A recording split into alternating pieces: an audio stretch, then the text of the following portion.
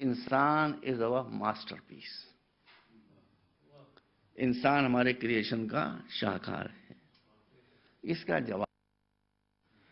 اور اسی لیے جب اس نے انسان کو پیدا کیا، پہلے انسان جو ہمارے یہاں آئے وہ تھے حضرت آدم. حضرت آدم کو کیوں پیدا کیا؟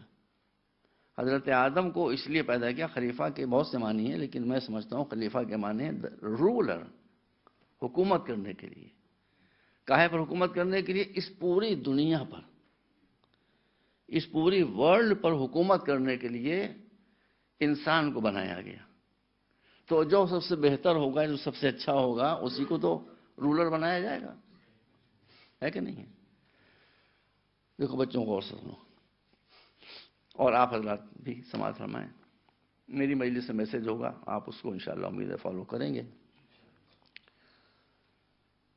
تو اب کون سی ایسی چیز ہے جو اللہ نے انسان کو دی جس کی بنا پر یہ ماسٹر پیس ہے؟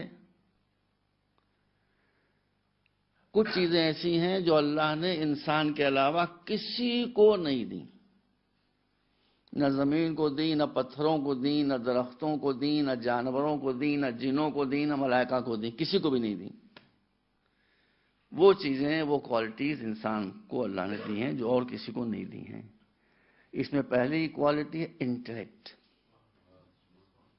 عقل، وزڈم. یہ انسان کے علاوہ کسی کو نہیں دی گئی. چونکہ انسان کو اس زمین کا حاکم اور رولر بنانا تھا، تو اگر ساری بھائی آپ معاف کیجیے، اگر انسان کو رولر بنایا جاتا اور عقل نہ دی جاتی تو وہ زرداری ہو جاتا، جو پاکستان کا پریزیڈنٹ ہے. پھر پاکستان کا حال کیا ہو رہا ہے وہ آپ کے سامنے ہے. رولر ہوگا اس کو بہت جینیس ہونا چاہیے. اس لیے اللہ نے انسان کو عقل دی، انٹلیکٹ دی، وزڈم دی، اور اس کی کوئی لمٹ نہیں رکھی. کوئی ایک بات آپ کو بتا دوں، دیکھو بیٹا، اللہ کے 99 اسماء الحسنی کہے جاتے ہیں، اس میں بہت سے نام ملیں گے آپ کو. وہ عالم ہے، وہ رحیم ہے، وہ کریم ہے، وہ جواد ہے، فلاں ہے، فلاں ہے، فلاں ہے. لیکن اللہ کا نام عاقل نہیں ہے. اللہ کے پاس عقل نہیں ہے. نو تم پاگل خانے چلے جائیں گے، ہے نا بیٹا؟ اللہ کے پاس عقل نہیں ہے، کیونکہ اس کے پاس اگر عقل ہوتی تو یہ خلاف عقل بات ہوتی. عقل سے ہم کیا کام لیتے ہیں؟ عقل سے ہم ایک کام لیتے ہیں، جو بات ہم کو معلوم نہیں ہوتی ہے، جو چیز ہم نہیں جانتے ہیں، وہ عقل کے ذریعے سے معلوم کر لیتے ہیں. تو اگر ہم کہتے ہیں کہ اللہ کے پاس عقل ہے تو اس کا رزلٹ یہ ہوتا، ہم کو یہ بھی ماننا پڑتا کچھ چیزیں ایسی ہیں جو اللہ کو معلوم نہیں ہیں، تبھی تو وہ عقل سے معلوم کرے گا. تو جو ہمارے ایسے جاہل ہوتے ہیں، ان کو جو باتیں نہیں معلوم ہیں ان کو معلوم کرنے کے لیے عقل کی ضرورت ہوتی ہے. اس کے پاس عقل نہیں ہے، اس کے پاس حکمت ہے. عقل دھیرے دھیرے چلتی ہے. حکمت جس چیز سے متعلق ہوتی ہے امیجیٹلی، بغیر کسی گیپ کے، وہ اس کے بارے میں بالکل صحیح فیصلہ کر دیتی ہے کہ یہاں پر یہ ہونا چاہیے. ایک سیکنڈ کے ٹریلین پارٹ کا بھی سوچنا ہے وہ نہیں ہوتا. حکمت صرف اللہ کے پاس ہے. باقی اس نے ہم کو عقل دی ہے کہ عقل سے کام لو. اور قرآن میں عقل پر کتنا زور دیا گیا. تم بیٹا، very good country Sweden, it's a very good country. Christian مذہب is a good religion, no doubt about it.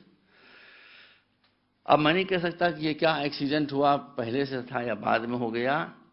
دیکھو بیٹا، ہم کو تم کو فرق بتانا ہے، ڈسٹنکشن بتانا ہے بٹوین. I respect Christianity 100%. قرآن نے آپ کو حکم دیا ہے، جو صحیح کرسچینٹی ہے اس کی ریسپیکٹ کرتے ہیں. مگر ایک ڈفرینس تم دیکھو کہ قرآن میں سب سے زیادہ عقل پر زور دیا گیا ہے کہ اگر تمہارے پاس عقل نہیں ہے تو کچھ نہیں ہے، عقل نہیں ہے تو کچھ نہیں ہے، انٹلیکٹ نہیں ہے تو کچھ نہیں ہے، انٹلیکٹ نہیں ہے تو کچھ نہیں ہے.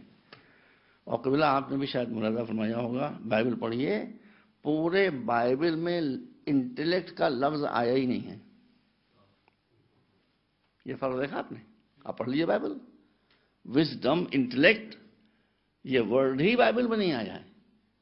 اب یا تو نہیں آیا یا آیا تھا، لیکن اس کو بعد میں چونکہ بہت سی باتیں شامل کر دی گئی کرسچینٹی میں ایسی کہ جن کا عقل سے کوئی ربط ہی نہیں ہے، اس لیے وہ بائبل سے شاید عقل کا نکال دیا گیا ہو کہ اگر عقل کی روشنی میں لوگ دیکھیں گے تو ہم ایک میں تین اور تین میں کیسے ثابت کریں گے؟ اسی ملک کا، یعنی اسی کانٹیننٹ کا، یورپ کا رسل تھا، بہت مشہور فلسفی تھا، اس نے اسی بات پر کتاب پڑھنا بہت ضروری ہے. Why am not a Christian, میں کرسچن کیوں نہیں ہوں؟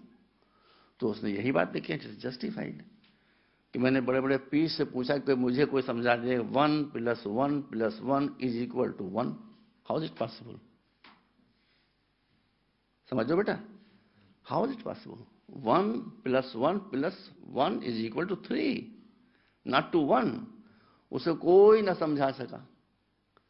تو اس نے کہا کہ جس مذہب کو عقل سے اور ریزننگ سے سمجھایا نہ جا سکے وہ ماننے کے لائق نہیں ہے.